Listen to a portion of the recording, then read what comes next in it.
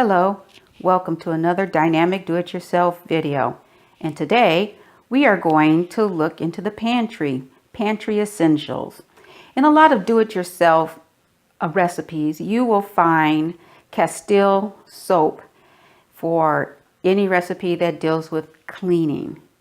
And I will not lie, for years I have avoided, kind of looked at it with a little side eye, like, why should I buy this Castile soap?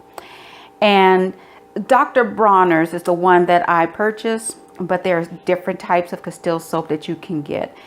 But I get this at my local Trader Joe's, and the price is pretty reasonable for what it will do. I use this soap for when I make liquid detergent for clothes, my laundry detergent, if I'm using liquid. I use it for mopping the floor. You can use it to clean off vegetables and fruits. You can use it to wash your dog, to clean the soap scum off of the tub or your sinks. And there's so many things that you can do with this soap. It says here 18-in-1 hemp peppermint. You don't have to get peppermint. There's unscented.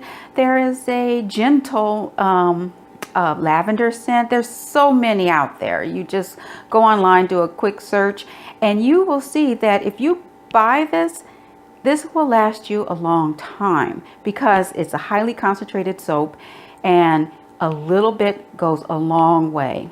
I have had a bottle that will last me, it depends on how often I'm using it for my different products, it will last me like almost a year.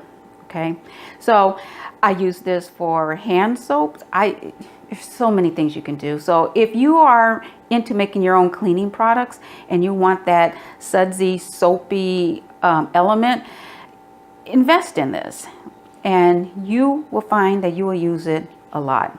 I hope this is helpful. If you like what you saw, hit that like button, subscribe if you want to see more of Pantry Essentials and many other different recipes for do-it-yourselfers. Okay, until next time.